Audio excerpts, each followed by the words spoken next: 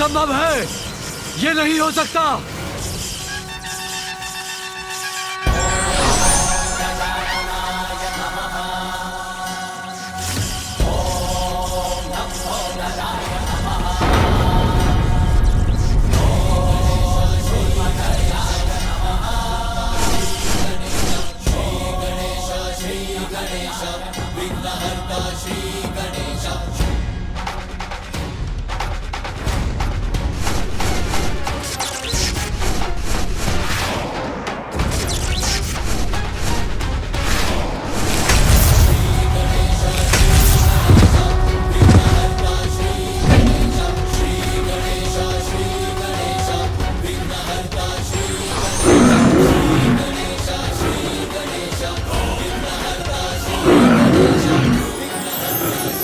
वक्रतुंड महाकाय सूर्यकोटि समप्रभ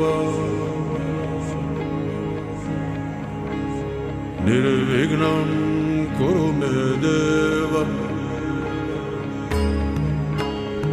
सर्वकार्येषु सर्वदा। वक्रतुंड महाकाय। दंभासुर, संसार का प्रत्येक अहंकार तो नष्ट होकर ही रहता है। मैं अपने इस स्वरूप में अहंकार का सर्वनाश करता हूँ। सत्य कहा प्रभु, मेरा अहंकार नष्ट हुआ और मैं सत्य को जान पाया। ये आपकी कृपा है प्रभु। सर्वदा मुझे क्षमा कर दीजिए, मेरा अंत मत कीजिए, मेरा अंत मत कीजिए, मुझे क्षमा कर दीजिए। ये तो स्वभाव ही है असुरों का। भारी पड़े तो शीश पर चढ़कर केश पकड़ते हैं, अन्यथा चरणों में ही गिर जाते हैं।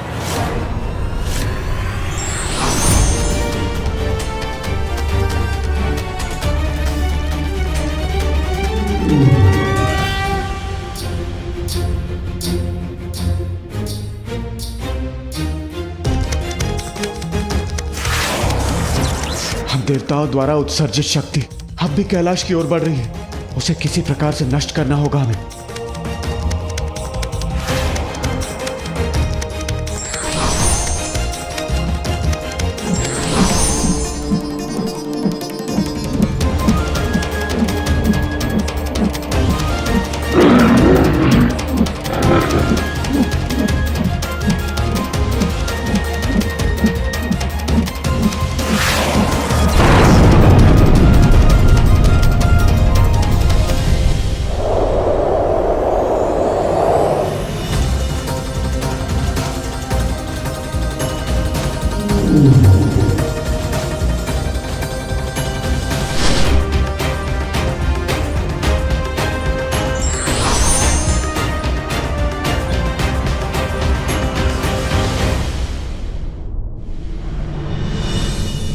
हे शिवपुत्र, मुझे क्षमा कर दीजिए, मेरा अंत मत कीजिए।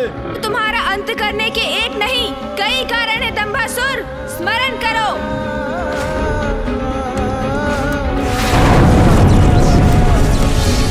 अब से कैलाश का अधिपति मैं हूँ, केवल मैं।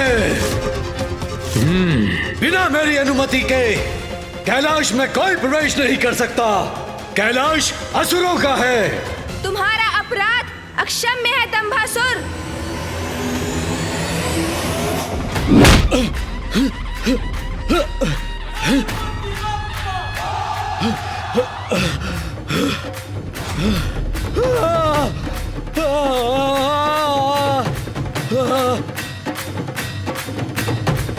मानसरोवर का जल ही तुम्हारे पापों का अंत कर सकता है दंभासुर। नहीं प्रभु, नहीं नहीं प्रभु, क्षमा कर दीजिए प्रभु। मुझे मानसरोवर में मत फेंकिए प्रभु। नहीं प्रभु, नहीं नहीं नहीं नहीं।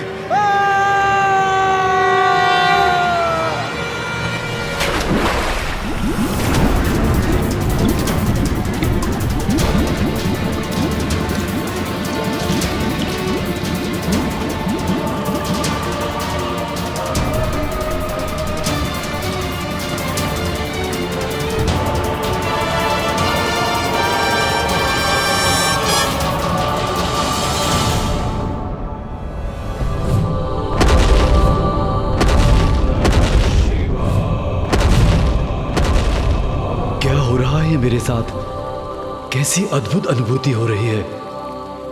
ध्याये नित्यं महेशं रजतगिरिनिभं चारुचन्द्रावसन्तं पद्मासीनं समन्तात् स्तुतममरगणैर्व्याघ्रकृतिं वसानं विश्वाद्यं विश्वबीजं निखिलभयहरं पञ्चवक्त्रं त्रिनेत्रम्।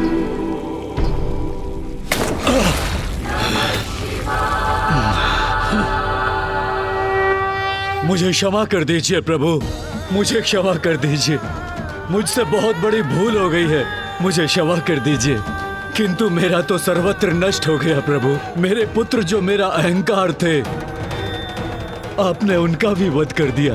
तुमने अपने पुत्रों और अपने अहंकार से कैलाश को हानि पहुंचाने का प्रयास किया और जिसके कारण इतने निर्दोष असुरों का अंत हुआ।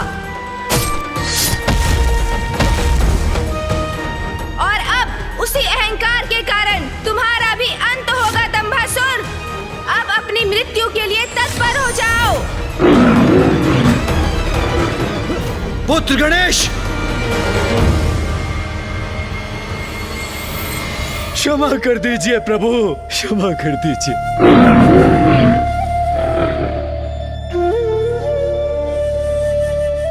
उसे क्षमा कर दो पुत्र गणेश। दंभासुर के पुत्रों के साथ तुमने उसके अहंकार का नाश किया। यदि तुम उसका वध कर दोगे तो इसे अपनी भूल का पश्चाताप करने का अवसर नहीं मिलेगा। उसे क्षमा कर दो पुत्र। हाँ प्रभु, मुझसे बहुत बड़ी भूल हो गई है, मुझे क्षमा कर दीजिए। प्रभु, आपने अपने वक्रतुंड रूप के दर्शन देकर मुझे कृतार्थ किया। मेरे सारे विकार हर लिए हैं आपने। मेरे सबसे बड़े पाप अहंकार से मुझे मुक्ति दी। अब एक कृपा और कर दीजिए प्रभु। मेरे सारे अपराधों को क्षमा कर मुझे सन्मार्ग पर चलने का अवसर दीजिए।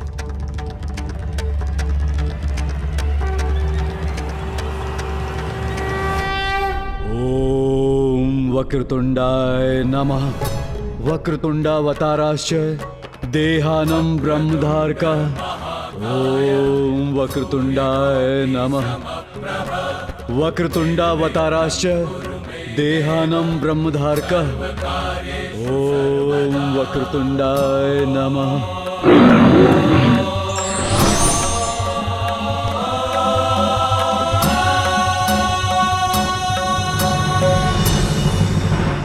मेरा ये वक्रतुंड स्वरूप अहंकार को नष्ट करने के लिए है, किंतु जो अपनी भूल स्वीकार कर सुधरने की चेष्टा करेगा, मैं उसे उसका अवसर भी अवश्य दूंगा।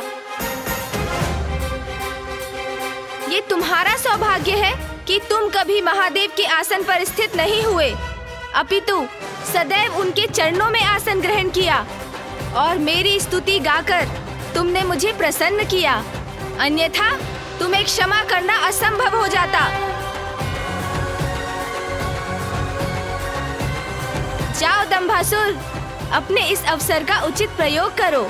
सत्कर्म करते हुए अहंकार रहित जीवन व्यतीत करो। मैं धन्य हो गया प्रभु, मैं धन्य हो गया। आपको कोटि कोटि प्रणाम प्रभु।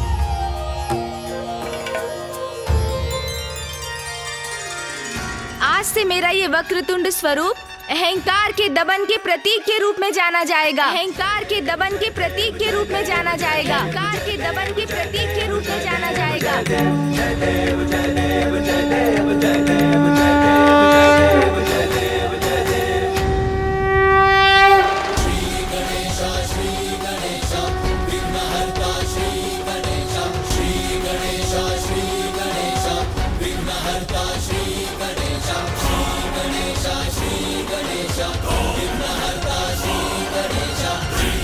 वास्तविकता में अहंकार व्यक्ति का सबसे बड़ा शत्रु है, जो अवसर पाते ही प्रबल होकर भिन्न भिन्न रूप लेकर हमें अपने वश में कर लेता है।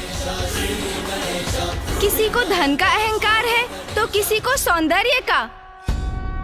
विद्या का, वाहन का, शक्ति का, और किसी किसी को तो भक्ति का भी अहंकार हो जाता है। कारण जो भी हो, अहंकार तो सदैव पतन की ओर ही ले जाता है। इसलिए हमें अहंकार को कभी अपने भीतर नहीं आने देना चाहिए। और स्मरण रहे, जो स्वयं को ईश्वर के कार्यों का साधन मात्र समझकर अपने कर्म करता है, उसे अहंकार कभी स्पर्श भी नहीं कर सकता।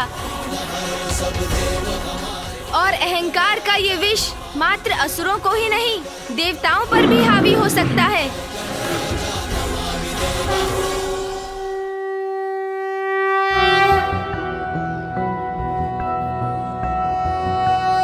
ॐ वक्रतुण्ड महाकाय सूर्यकोटि समप्रभ निर्विघ्नं कुरु मे देव सर्वकार्येषु सर्वदा।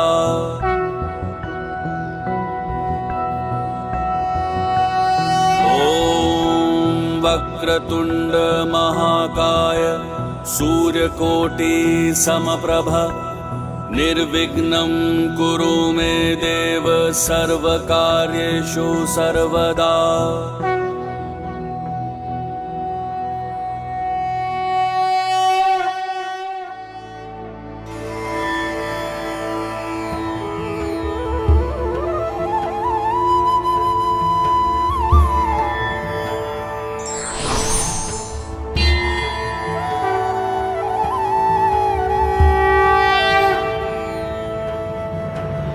माँ, पिताश्री, आपके आशीर्वाद और माँ महामाया के मार्गदर्शन के कारण ही मैं और भैया कैलाश को पुनः सुरक्षित करने में सफल हुए।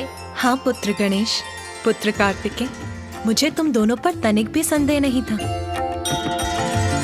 क्योंकि जो धर्म के सहायक बनकर सत्कर्म करते हैं, अधर्म उनके मार्ग में बाधा अवश्य बन सकता है, किंतु उन्हें रोक नहीं सकता।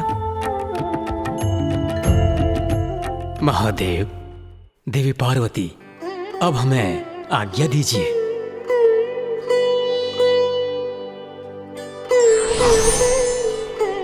महादेव, अब हम सबको भी आज्ञा दीजिए।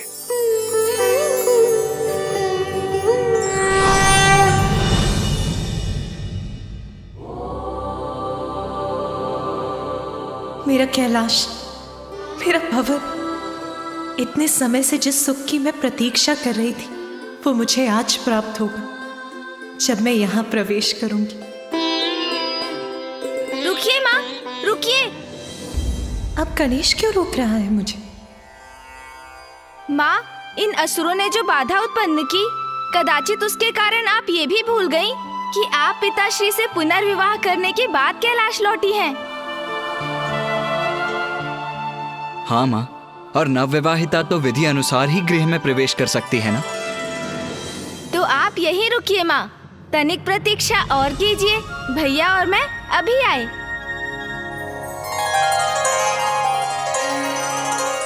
ये क्या हुआ स्वामी? कहाँ चले गए ये दोनों? तुम्हारे पुत्र हैं उमा, दोनों एक साथ गए हैं तो कुछ ना कुछ कोलाहल तो अवश्य होगा। माँ, पिताश्री, आप दोनों का स्वागत है।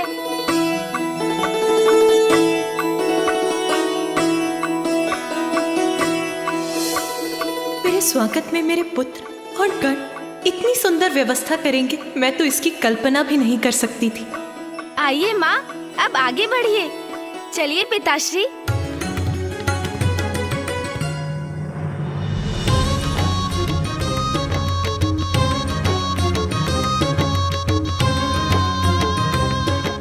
धनेदी, कालती तेदी, अब आप लोग महादेव और माता की आलती प्लालम तलिए।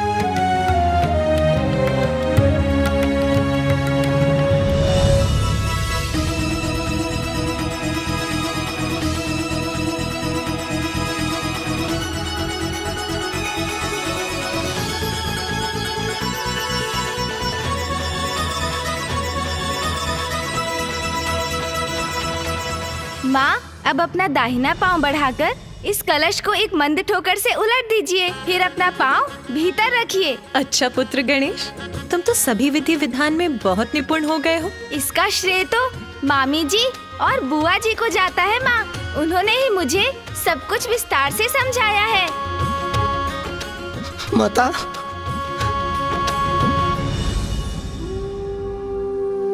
माता मुझे तमाम दल दीजिए माता।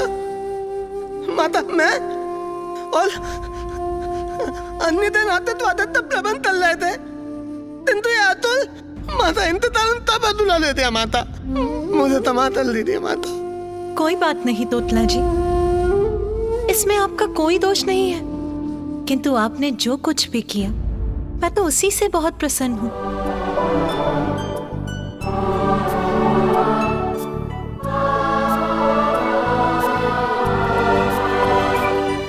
आइए माँ, आइए पिताश्री।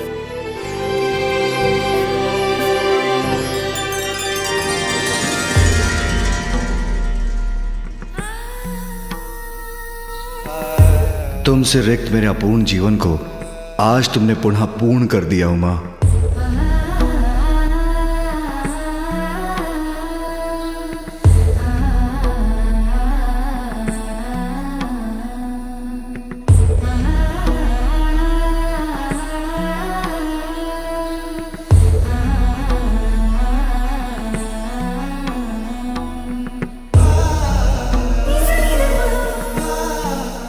कैलाश लौटकर मुझे इतना आत्मिक सुख मिल रहा है, ऐसा प्रतीत हो रहा है जैसे यहाँ का कण कण मुझे स्नेह से निहार रहा है।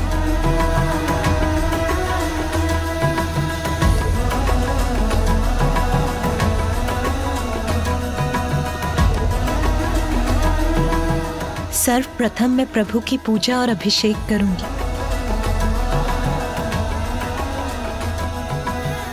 तुमने कैलाश लौटकर मेरे जीवन को पुनः आनंद से परिपूर्ण कर दिया है उमा।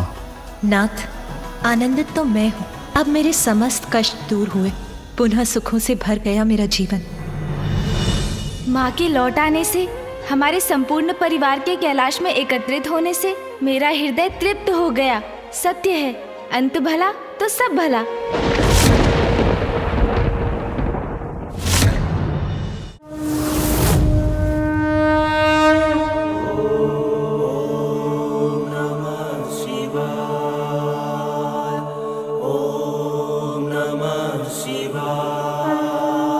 प्रभु, मेरी ये पुष्पांजलि स्वीकार कीजिए। माँ तो पूजा में लीन है। नहीं, ये उचित समय नहीं उन्हें मेरे प्रस्थान के बारे में बताने का।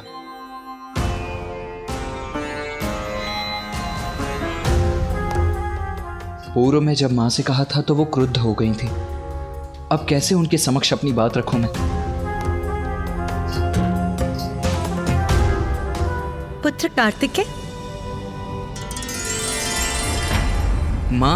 माँ मैं ये कहना चाह रहा था। ये देखो, इसे यहाँ किसने रखा?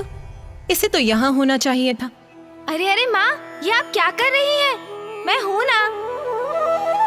ओह, माँ का मन तो अभी भी सामान्य नहीं। कैसे कहूँ उनसे, कहीं वो क्रुद्ध न हो जाएं। लीजिए माँ, उचित है ना? अब उचित तो कुछ भी नहीं है पुत्र। इस कक्ष की अवस्था तो देखो, यहाँ तो सभी कुछ अस्त व्यस्त है। मुझे ज्ञात है पुत्र, मेरी अनुपस्थिति में नंदी और गण सब कुछ व्यवस्थित रखने का प्रयास कर रहे थे, किंतु कोई बात नहीं, अब मैं आ गई हूँ ना, अब मैं सब व्यवस्थित कर दूंगी। हाँ माँ, और इसमें मैं आपकी सहायता करूँगा।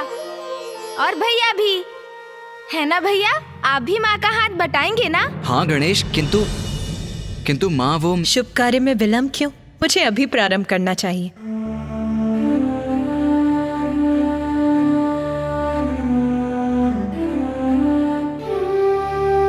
अरे हाँ पुत्र, तुम कुछ कह रहे थे ना? कहो पुत्र। माँ, मुझे अब प्रस्थान करना होगा।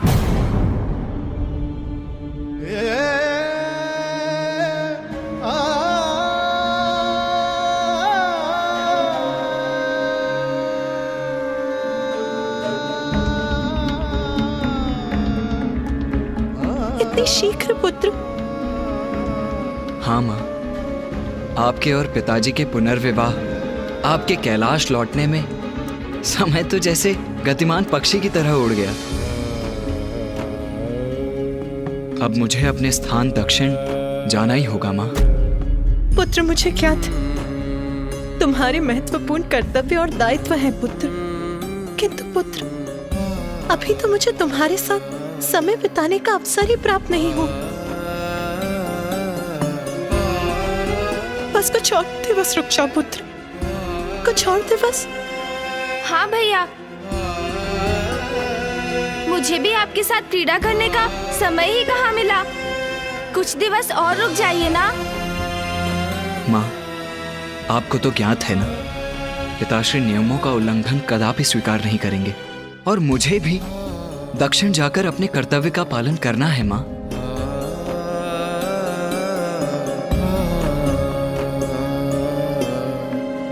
इसलिए मुझे अब जाने की अनुमति दीजिए माँ। प्रणाम माँ। तुम्हारा जाना हमें दुखी अवश्य करेगा पुत्र, किंतु तुम्हारी माँ को तुम पर गर्व है पुत्र।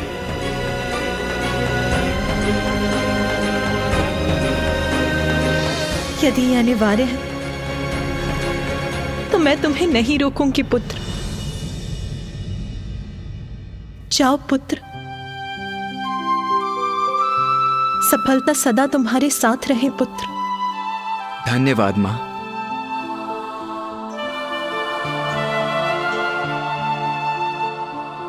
भैया भैया, कुछ दिवस रुकिए ना, बहुत आनंद आएगा। अरे गणेश, विदा लेने का समय आ गया है अनुज। भैया रुक जाइए ना भैया, कृपया रुक जाइए भैया। माँ हूं मैं, इसीलिए तुम्हारे प्रस्थान का सुनकर हृदय व्याकुल हो उठा, किंतु तुम्हारी कर्तव्य निष्ठा पर गर्व है मुझे पुत्र। अपना, माँ और पिताश्री का ध्यान रखना।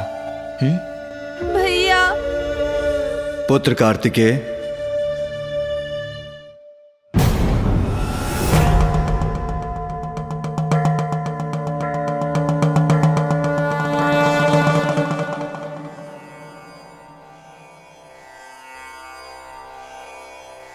पुत्र कार्तिकेय, मां को सुख पहुंचाना भी तुम्हारा ही कर्तव्य है। वो चाहती हैं तो कुछ और दिवस यहां रुक जाओ।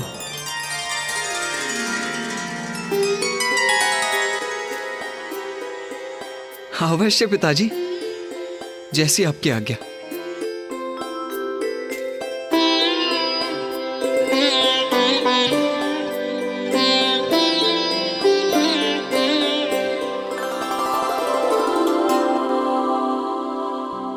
अब मेरा पूर्ण परिवार प्रसन्न है, कोई उलझन शेष नहीं, तो मैं निश्चित होकर ध्यान कर सकता हूं।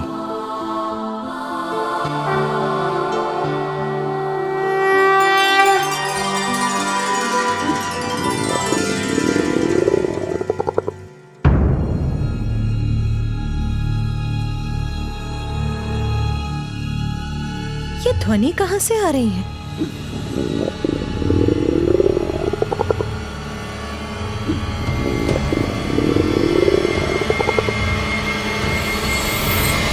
तो गणेश से आ रही है यह ध्वनि।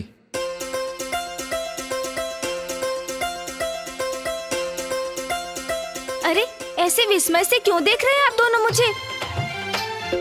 वो माँ, इतने दिनों से मेरा कुछ पोषण नहीं हुआ ना, उदर में कुछ नहीं गया, इसीलिए मेरा ये उदर इतनी तीव्र प्रतिक्रिया दे रहा है।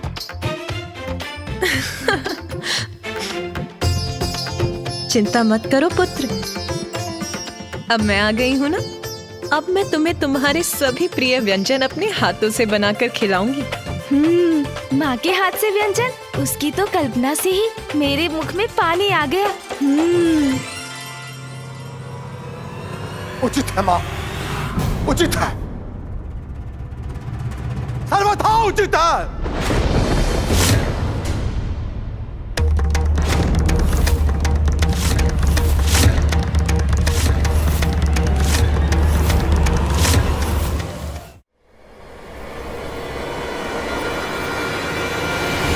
मेरा प्रणाम स्वीकार करें। प्रणाम ऋषिवर अंगीरस। प्रणाम ऋषिवर। प्रणाम ऋषिवर। माँ का हृदय अपनी संतानों में भेदभाव नहीं करता जगत जननी। आप अपने पुत्रों को स्वयं अपने हाथों से स्वादिष्ट व्यंजन बनाकर खिलाएं, जबकि आपकी अन्य संतानें भूख प्यास से त्रस्त होकर अपने प्राण गंवाने पर विवश हो रही है।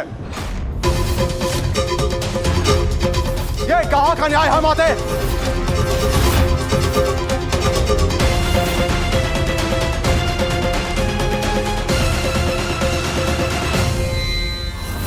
ऋषि अंगीरस, ये आप क्या कह रहे हैं? उचित ही तो कह रहा हूं माता। जब भगवान ही भक्त की गुहार ना सुने तो विवश होकर भक्त को भगवान के निकट आना ही पड़ता है। ऋषि अंगीरस, आप जो कह रहे हैं मैं समझ नहीं पा रही। आप बहुत लंबी यात्रा से आए, तनिक विश्राम कर जलपान ग्रहण करिए, फिर आपको जो भी कहना है विस्तार से कहिएगा। माता, मैं अपने कठोर वचनों के लिए क्षमा चाहता हूं। विश्राम का अवकाश नहीं है मेरे पास। जलपान नहीं करूंगा मैं। भोजन का निवाला कैसे अपने मुख में रख सकता हूं माता, जबकि दक्षिण में मेरे बंधु बांधव घोर कष्ट में है। दक्षिण में ऋषिवर? क्या हुआ है वहां?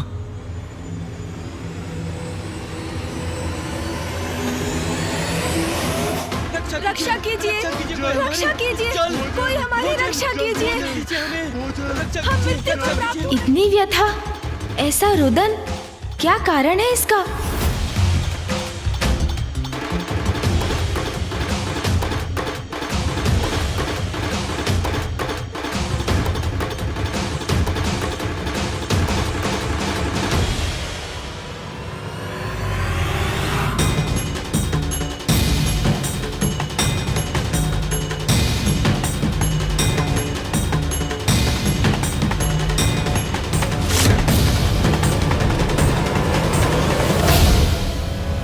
हे महादेव, पानी पानी। अपनी संतानों का दुख देखा नहीं जाता। खाने के लिए एक अन्न का दाना भी नहीं है। प्रभु कुछ कीजिए प्रभु, बच्चे भूख से विलख रहे हैं। कुछ कीजिए प्रभु। पानी प्रभु, पानी।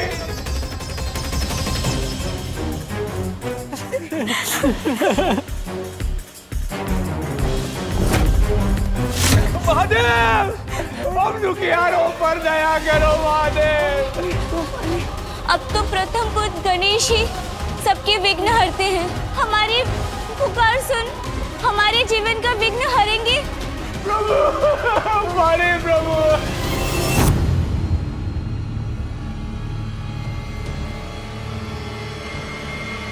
वहां तो भीषण अकाल पड़ा है। अकाल?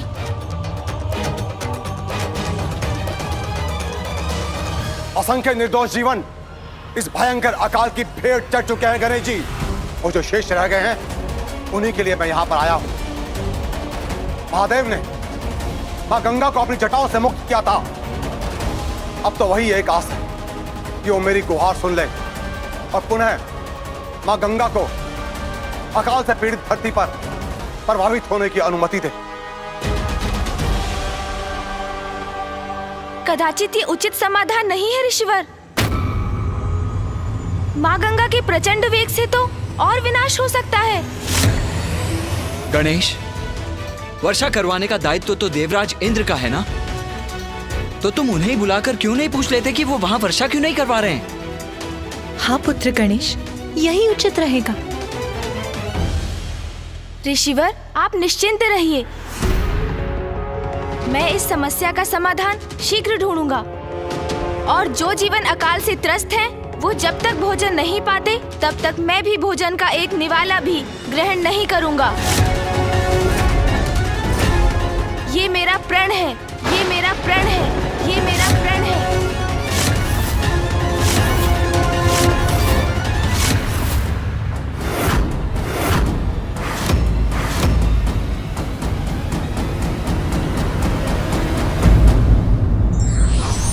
संकट है तो समाधान भी हैं। बस आवश्यकता है धैर्य, साहस और सूझबूझ की।